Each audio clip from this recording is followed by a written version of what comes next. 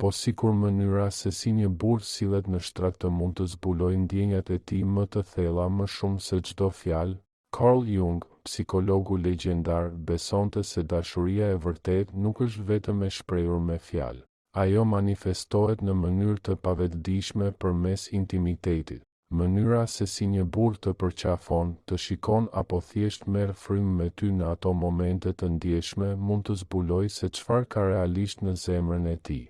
Pra, si e dallon kur është më shumë se thjesht fizike. Perspektiva e Jung për mendjen e pavetëdijshme nxjerr në pah 4 shenja të padiskutueshme sjellje të buta, por të fuqishme që ndodhin vetëm kur një burr është thellësisht i dashuruar. Jung na mësoi se dashuria nuk është vetëm një emocion. Është një bashkim shpirtrash, ku instinktet e papërpunuara dhe të sinqerta dalin në sipërfaqe. Kur një burr është i lidhur emocionalisht, trupi dhe mendja e tij zbulojnë të vërteta që ndoshta as ai vetë nuk i ka kuptuar. Sot po zbulojmë 4 veprime intime që, sipas psikologjisë jungiane, dëshmojnë se dashuria e tij është shumë më e thellë se sa tërheqja fizike. Këto nuk janë thjesht zakone, janë rituale të pavetëdijshme për kushtimi. Dhe deri në fund të këtij shkrimi, do ta dish saktësisht çfarë duhet të kërkosh. Numër 1. Kontakti i thellë me sy gjatë intimitetit.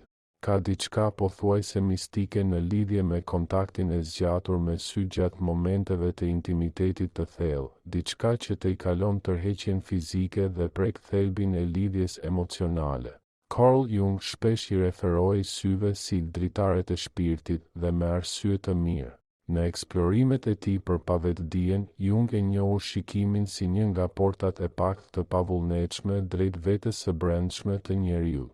Ndryshe nga fjalët që mund të jenë të zgjedhura ose mashtruese, syt zbulojnë të vërteta që mendja mund të mos jetë gati t'i pranojë. Kur një burr mban shikimin tënd gjatë momenteve të ndjeshme, kjo është shumë më tepër se një akt pasioni. Është një rrëfim i pashprehur. Ai nuk po të shikon thjesht, ai po lejon veten të shihet prej teje, që është një nga aktet më të thella të dorëzimit që një njeri mund të bëjë.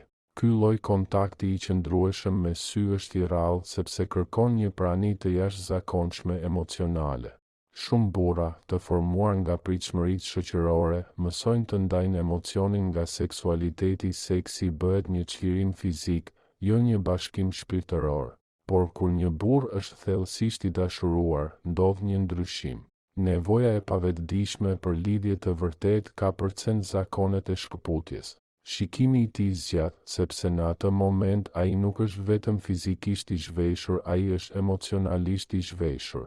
Jung do të argumentonte se kjo është anima në veprim, aspekti i brendshëm femëror i psikes së tij që dëshiron thellësi, intimitet dhe bashkim. Në këtë kuptim, syt bëhen ura midis 2 shpirtrave, jo vetëm 2 trupave. Nga ana tjetër, shmangia e kontaktit me sy është po aq domethënëse. Një burr që shmang shikimin gjatë intimitetit mund të ndjejë dëshirë, madje edhe afeksion, por me gjas ekziston një barierë emocionale. Ndoshta ai ka frikë nga ndjeshmëria që vjen me të qenit i njohur plotësisht, apo ndoshta po ruan një pjesë të vetes që nuk është ende gati ta përballet. Në termat jungian, kjo shmangje mund të tregojë hije të pazgjidhura, frikëra të panjohura ose plagë të së kaluarës që e pengojnë dorëzimin e plotë. Syt nuk mund të gënjejnë ashtu si fjalët, dhe për shumë njerëz, shmangia e tyre bëhet mënyra për të ruajtur kontrollin. Por kur një burr lejon atë lidhje të pandërprerë, ajo flet shumë. Do të thotë se ai të beson jo vetëm me trupin, por me veten atë version të fshehur, të papërsosur dhe të pambrojtur që ekziston nën sipërfaqe. Ka një arsye pse të dashuruarit mbyllin instinktivisht syt gjatë një puthjeje vetëm për t'i hapur përsëri më vonë si për të konfirmuar realitetin e personit para tyre. Ai moment i lidhjeje është primitiv, një afirmim i heshtur, ti je këtu me mua dhe unë jam këtu me ty, plotësisht. Kjo është arsyeja pse kontakti i thellë me sy është shenja e parë dhe ndoshta më e zbuluara e lidhjes emocionale të vërtetë. Nuk mund të fabrikohet apo të detyrohet. Është një ofertë e pavetëdijshme, një moment ku 2 njerëz ekzistojnë pa maska, dhe në atë shikim të ndarë, dashuria shpallet jo me deklarata të mëdha, por me qetësinë dhe sigurinë se këtu, në këtë hapësirë, nuk ka nevojë për fshehje. Numër 2, ai vë kënaqësinë tënde përpara së vetes. Në psikologjinë jungiane, intimiteti i vërtet kërkon pajtimin e të kundërtave, takimin e dy vetëve të ndara në diçka më të madhe se shuma e pjesëve. Ky bashkim i shenjtë, që Jung e quajti hieros gamos, nuk ka të bëjë thjesht me kënaqësi fizike, por me alkinë e dy shpirtrave që bashkohen në dorëzim të ndërsjellë. Askund nuk është kjo më e dukshme se sa në mënyrën se si një burr i qaset kënaqësisë kur është thellësisht i dashuruar. Dëshira kërkon kënaqësinë e vet, por dashuria kërkon bashkim. Kur një burr vë përmbushjen tënde përpara së vetes, nuk është thjesht bujari. Është një shprehje e pavetëdijshme e përkushtimit, një betim i heshtur se gëzimi yt është i pandashëm nga i tij. Jung besonte se hija aspektet e shtypura të pavetëdijes shpesh udhëheqin instinktet më të ulta, përfshirë dëshirën egoiste. Por kur një burr dashuron thellë, ndodh diçka e jashtëzakonshme. Vetja e tij më e lartë mbizotëron mbi ato impulse primare. Ai e shtyn kënaqësinë e vet jo nga detyrimi, por sepse akti i dhënies bëhet shpërblim në vetvete. Ky është bashkimi i të kundërtave në formën më të pastër. Forca mashkullore e ndjekjes harmonizohet me parimin femëror të pranimit. Në këtë ekuilibër, seksi shndërrohet nga një akt transaksional në një shkëmbim të shenjtë. Do ta dallosh në mënyrën se si ai e ndjek reagimin tënd, kujton çfarë të sjell kënaqësi dhe ndjen kënaqësi të vërtetë në përmbushjen tënde. Vëmendja e tij nuk është për spektakël, është instinktive, sikur trupi yt të ishte zgjatje e trupit të tij. Krahasoje këtë me takime që kanë vetëm dëshirën fizike si bazë. Dëshira konsumon merr çfarë do pa menduar për tjetrin, por dashuria ushqen. Një burr i magjepsur mund të fokusohet në kënaqësinë e vet, por një burr i dashuruar zhvishet nga vetja për kënaqësinë tënde. Jung do ta lidhte këtë ndryshim me animën femërore e brendshme që e udhëheq drejt empatisë, butësisë dhe dëshirës për t'u bashkuar përtej fizikes.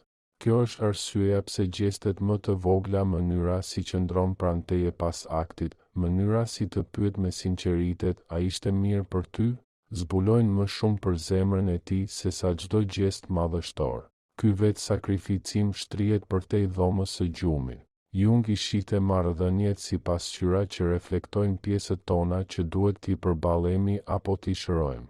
Një burr që jep pa kushte në intimitet është zakonisht dikush që është përballur me hijet e veta, frikën nga pamjaftueshmëria, nevojën për kontroll dhe ka dalë i gatshëm të shërbejë në vend që të marrë. Kjo ndjeshmëri është shenja dalluese e dashurisë së vërtetë. Nuk ka të bëjë me përsosmëri, ka të bëjë me prani. Kur ai vendos kënaqësinë tënde para të vetes, ai po të flet me trupin atë që fjalët nuk mund ta përshkruajnë kurrë plotësisht. Ti je e shenjtë për mua. Në fund, kjo sjellje është gjurma unike e dashurisë, e pamundur të falsifikohet, e natyrshme në autenticitetin e saj. Tregon se përkushtimi i tij nuk është vetëm sipërfaqësor, ai shkon deri në thellësitë e shpirtit. Dhe kjo, sipas Jung, është pikërisht aty ku fillojnë transformimet më të thella. Numër 3, përkujdesja pas aktit seksual dhe hapja emocionale. Momentet pas intimitetit zbulojnë më shumë për ndjenjat e vërteta të një burri se sa vetë akti seksual. Carl Jung e kuptonte që afërsia fizike ka fuqinë të shpërbëjë mbrojtjet, të qetësojë përkohësisht egon dhe të lejojë pavetdijen të dalë në sipërfaqe. Kur një burr është thellësisht i dashuruar, seksi nuk është më thjesht një kulmim, ai bëhet një portë drejt zhveshjes emocionale. Prandaj sjellja pas seksit është kaq zbuluese, mënyra si të përqafon, fjalët që ndan, ndjeshmëria që shfaq kur pasioni bie. Këto nuk janë zgjedhje të vetëdijshme, por shfaqje të pavetëdijshme të asaj se si ai të sheh në të vërtetë. Koncepti i hijes nga Jung, pjesët e fshehura dhe të shtypura të psikes son, shpjegon pse shumë burra kanë vështirësi me ndjeshmërinë. Shoqëria i mëson burrat të lidhin forcën me përmbajtjen emocionale, duke i shtyrë të tërhiqen pas intimitetit fizik, si të ishte afeksioni një dobësi mashkullore. Por kur një burr dashuron me të vërtetë, kjo kushtëzim bie poshtë. hija e tij vetja e lënduar dhe e ndjeshme që zakonisht e mban të mbrojtur del në pah pa lejen e tij. Ai mund të afrohet më shumë në vend që të largohet, të ndaj kujtime nga fëmijëria, apo thjesht të mbështesë ballin e tij në tëndin në një bashkim të heshtur. Këto nuk janë lëvizje të planifikuara. Ato janë një rebelim i psikes kundër paraqitjes një provë se ai të lidh me sigurinë, jo vetëm me kënaqësinë. Kjo ndjeshmëri pas seksit ka një funksion psikologjik shumë të rëndësishëm. Jung besonte se intimiteti i vërtet kërkon integrim, bashkimin e dritës dhe errësirës son me një tjetër person. Kur një burr mbetet emocionalisht i pranishëm pas seksit, ai po tregon se të beson me tërë veten e tij, jo vetëm me dëshirën. Mënyra si të ledhaton flokët pa vetdije ose ndan një mendim të brendshëm tregon se mbrojtjet e tij janë shembur përkohësisht.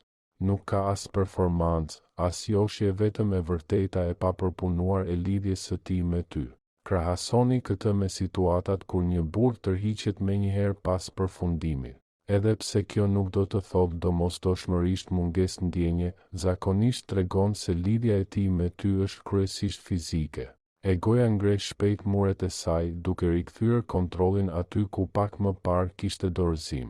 Por kur një burr qëndron, kur e trajton atë moment pas seksit si diçka të çmuar, jo si pengesë, ai po të tregon atë që Jung e quajti funksioni transcendent në veprim, aftësinë e dashurisë për të shkrirë kufit mes dy njerëzve.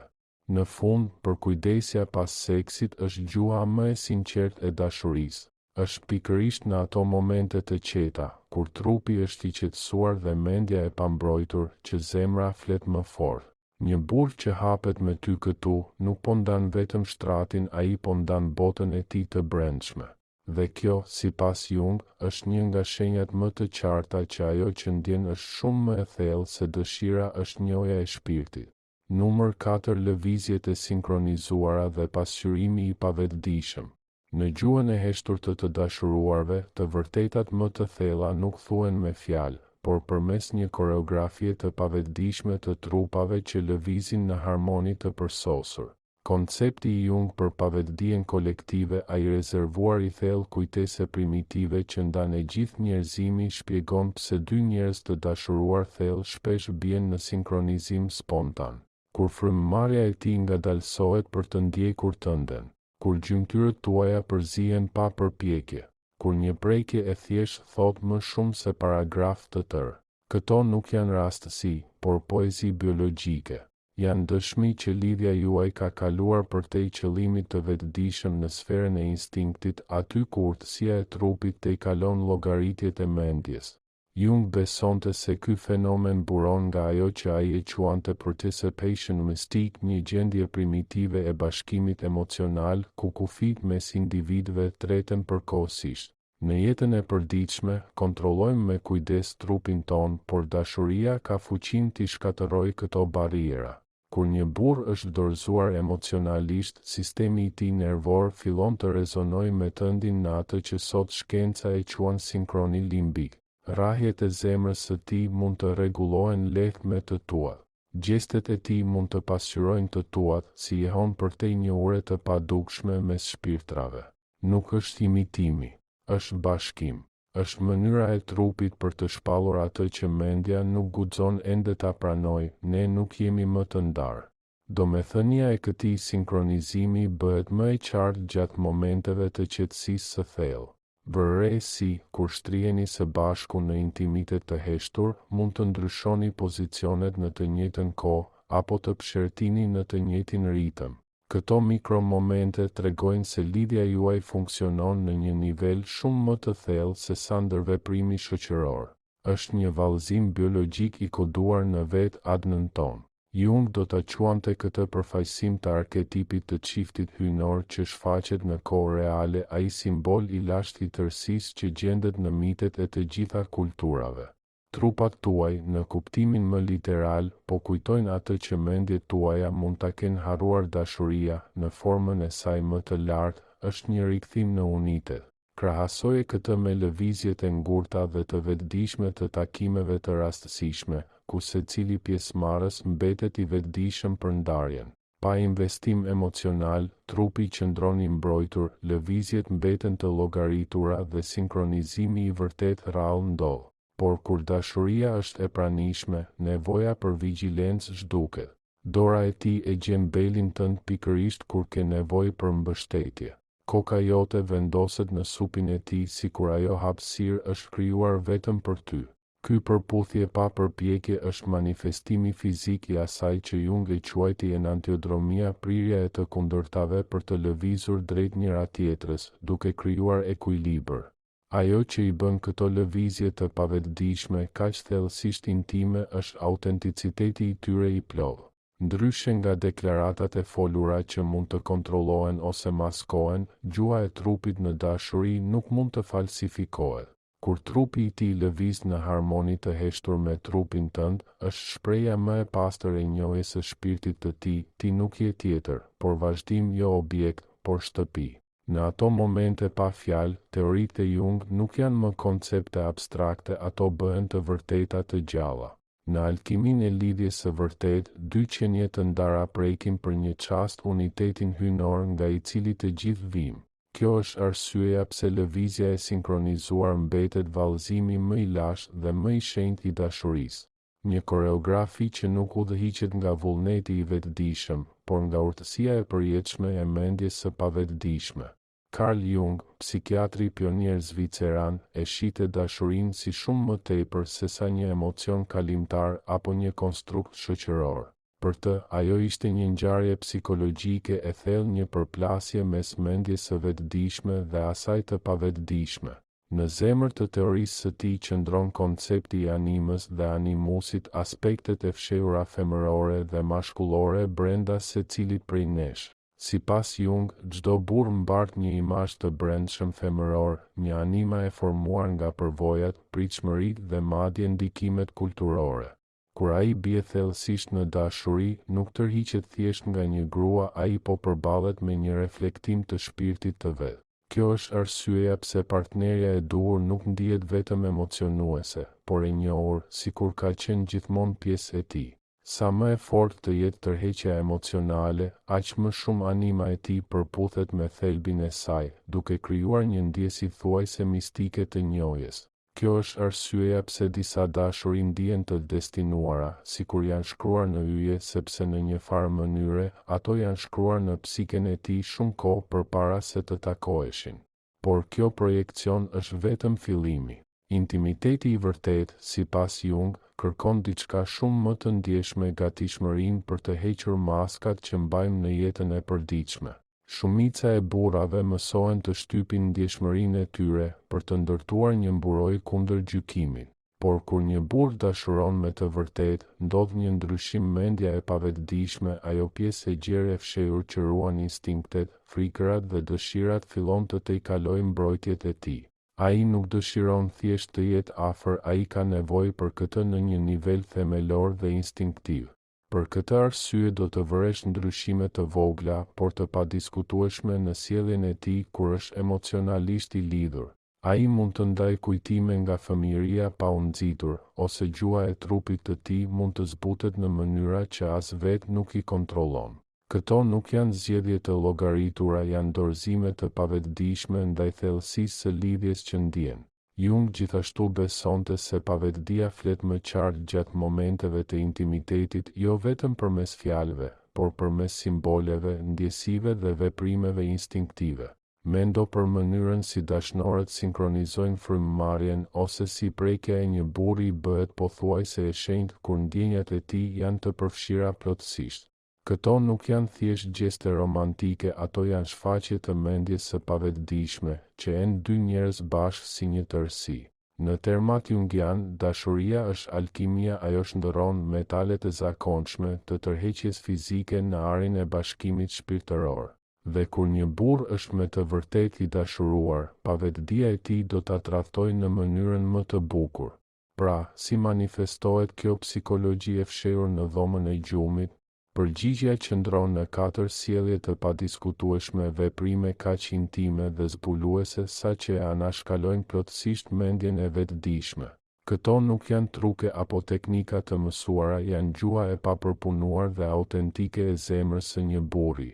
Tani, le të zhytemi në 4 sjelljet intime që zbulojnë ndjenjat e tij të vërteta. Këto 4 sjellje të pavetëdijshme: kontakti i thellë me sy, dhënia pa egoizëm, ndjeshmëria pas aktit seksual dhe lëvizja e sinkronizuar përbëjnë gjuhën e heshtur të përkushtimit të një burri.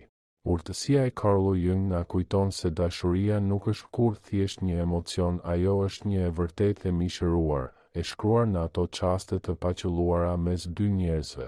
Nëse partneri yt i bën këto gjëra, nuk po ndani vetëm një lidhje fizike, por një lidhje psikologjike dhe shpirtërore që te i kalon të zakondshmen. Dhe tani e kthejmë tek ti: a i tregon partneri yt këto shenja të dashurisë së thellë? A ke vërejtur sjellje të tjera të pavetëdijshme që zbulojnë ndjenjat e tij të vërteta? Na ndaje përvojat e tua në koment. Na interesojnë historitë dhe mendimet e tua. Nëse kjo eksplorim i dashurisë përmes lenteve të Jung të preku, mos harro të pëlqesh dhe të abonohesh për më shumë përmbajtje me bazë psikologjie mbi marrëdhënie. Do të dëshiroje të shkojmë më thellë? Na thuaj nëse dëshiron që videoja jonë e ardhshme të trajtojë shenjat e kuqe, sipas Jung, paralajmërimet e fshehura psikologjike që tregojnë kur një lidhje mund të jetë e pashëndetshme ose e pakënaqshme. Deri atëherë, mbaj mend, trupi nuk gënjen kurrë për dashurinë. Kushto vëmendje asaj që thuhet nën fjalë dhe gjithmonë do ta dish saktësisht se ku qëndron me të vërtetë.